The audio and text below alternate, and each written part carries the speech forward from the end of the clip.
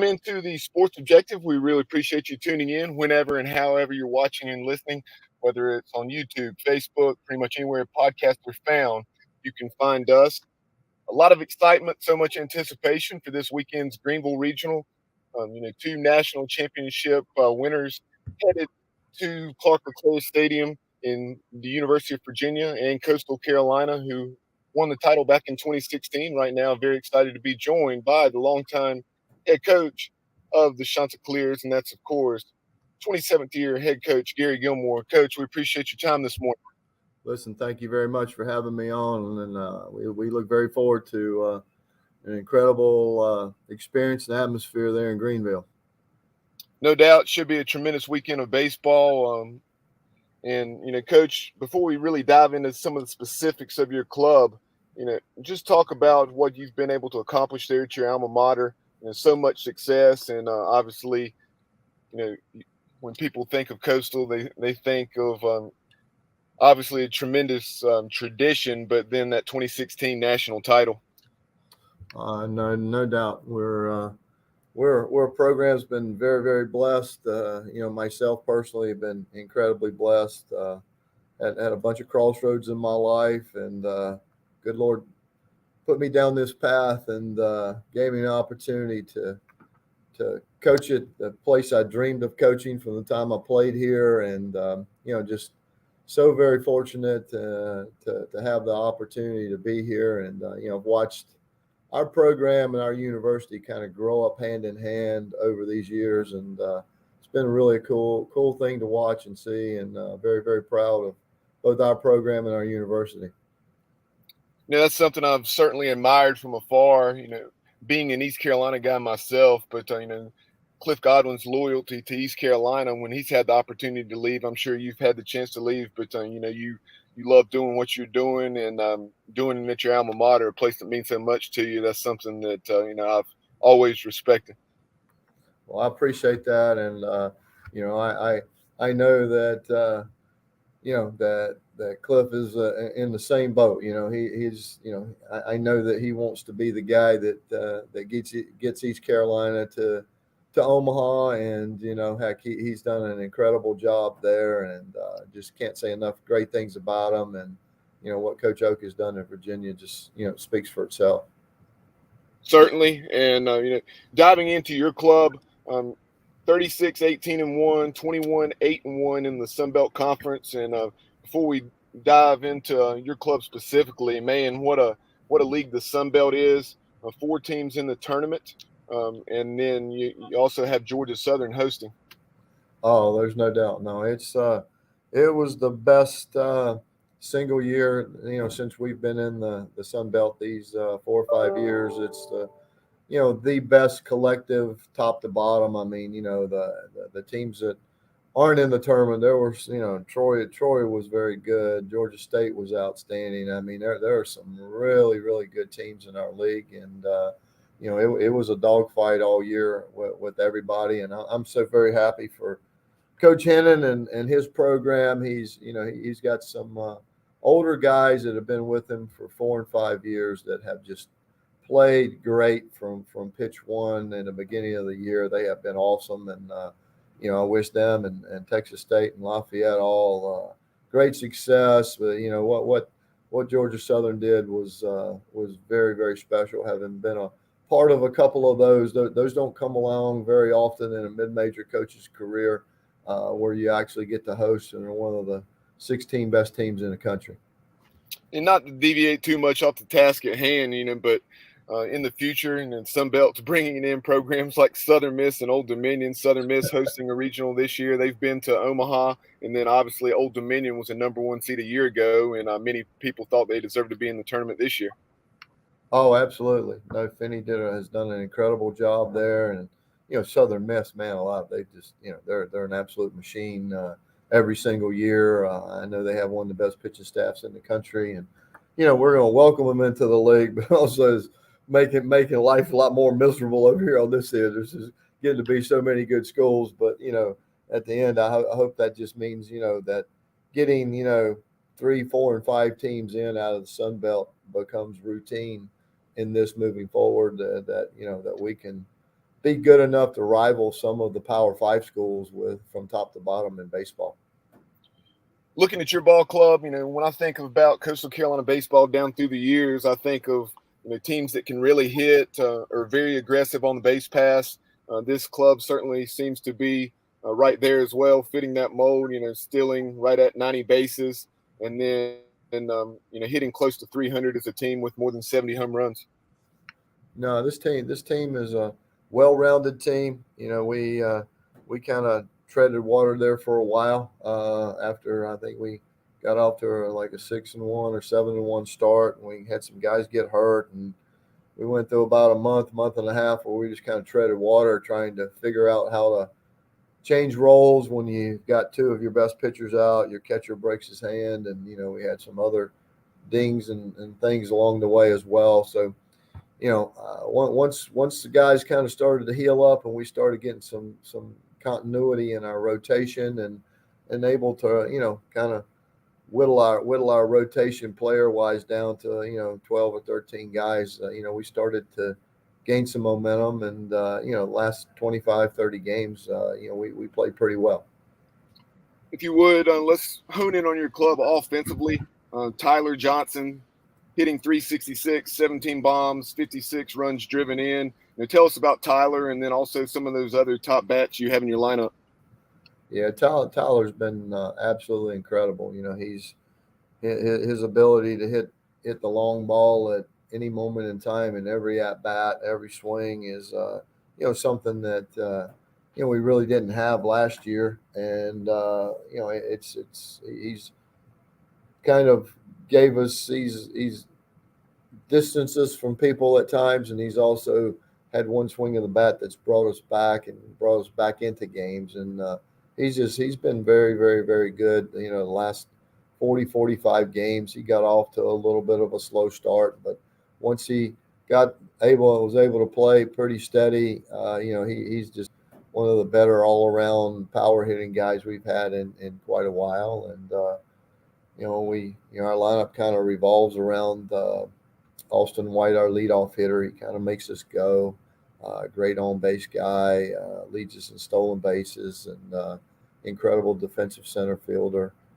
Eric Brown, our shortstop, should be a significant draft pick here this coming July, and he's just an all around really good player. He can, there are games at times when he is just flat out the best ball player in the ballpark on both sides, and hopefully he can have a weekend like that where he's that kind of guy for a few days. And we got Chris Rowland, our first baseman. He got off to a really, really slow start and kind of was platooning for about half of the year, and then he started to, you could see it starting to turn in our batting practice sessions and our opportunities to work. So I just started running him out there, and I mean he's been a shot in the arm big time for us in the cleanup hole. And Dale Thomas, one of the leading hitters in the country, and our first weekend in conference, he got smoked with a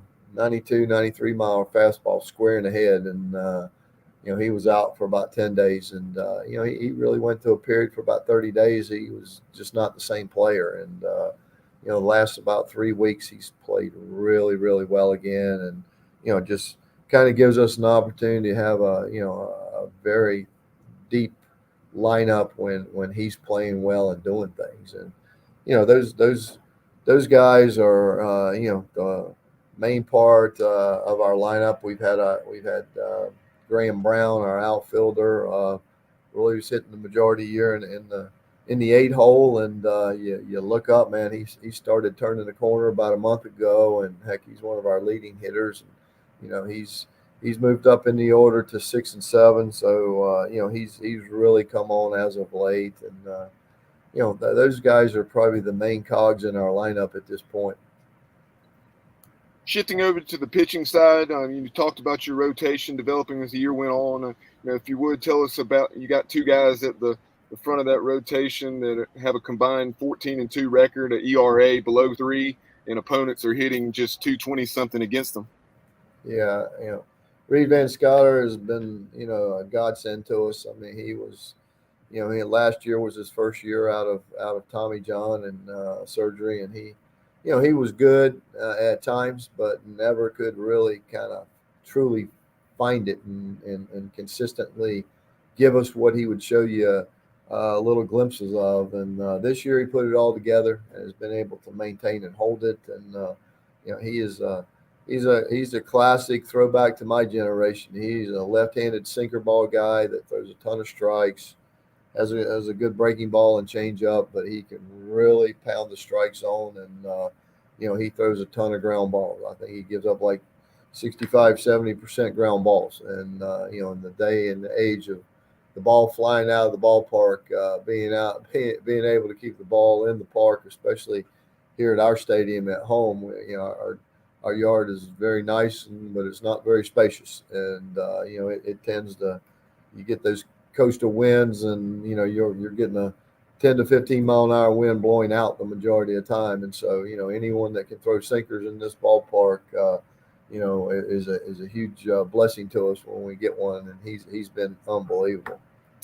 Michael Knorr is a transfer that has really kind of blown up on the scene, so to speak. He was a guy that worked really hard last summer, and once he decided to come here and made some adjustments and did some things, and he's gone from being a 91, 92 mile an hour guy at Cal Fullerton to, he's been, there are times he's been up to 99. He normally pitches about 93 to about 97, and throws a ton of strikes. Young man, most guys that throw real hard tend to scatter the ball and give you opportunities through walks and things. Him, if anything, he may actually throw too many strikes at times, and if there is such a thing. But he has a unique combination of great velocity with very good secondary stuff, but also those tons of strikes. You have to hit him to beat him. And same with Van Scotter. Those two guys have been great. And Nick Parker, our older starter, he's been absolutely, at times, he's been as good as these two guys have been, bringing a different type of repertoire to the table. A 90-91 mile an hour fastball with 4 picks mix of curve, slider, and change. And when he commands those pitches, he's thrown some incredible games for us. We didn't win them all, but it wasn't his fault. He got beat 3-2 at Georgia Southern, and we very much should have had a chance to win that game. And he's thrown a couple of others. Here, our last game against South Alabama, he just dominated a team that basically 10-runned us the day before. And so he has the ability to be a great starter for us as well. Coach, moving into the weekend, have you made a decision yet? Have you guys announced the starter for Friday evening's game against UVA? No, we're still at a point we're gathering information at this point. Just trying to really do through all the analytics of the teams and try to figure out what our best matchup is. But it'll either be Knorr or Van Scotter, one of the two. Right. Taking a look at your bullpen, one of the things that jumped out, as a couple teams in this regional are kind of in this situation. You have East Carolina, and they have 11 pitchers with saves. You guys have 7. Yeah, we kind of, one of the things we did when we went out recruiting last year is our starting pitching depth had really waned in the program. So we used, between recruiting and incoming guys and taking portal guys, we went out and found some starting pitching. And, the one thing I discovered after all these years of coaching is, guys that are used to being starting pitchers, very, very, especially when they're 22, 23 years old, don't take very, very kindly to going into the bullpen if they have to go to the bullpen, and it kind of messes up their mental psyche. And so basically I had to kind of go back to an old minor league type philosophy where, you team one guy up with another and they kind of piggyback off of one another so that the reliever knows he's throwing, what day he's throwing, when he's throwing. And, we started doing that, and it kind of turned our season around. We just matched up certain guys with guys so that analytically they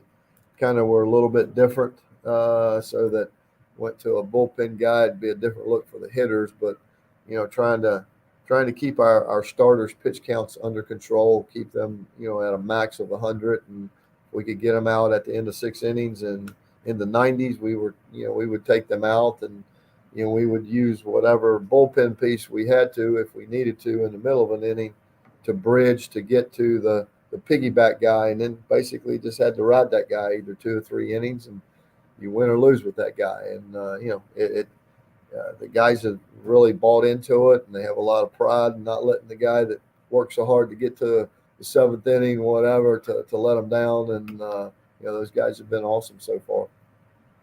Final thing for you, Coach. Obviously, this time of year, postseason baseball, you expect a dogfight no matter who you're playing. That goes without saying. But what are your thoughts on some of the opponents as you move into this weekend's Greenville Regional?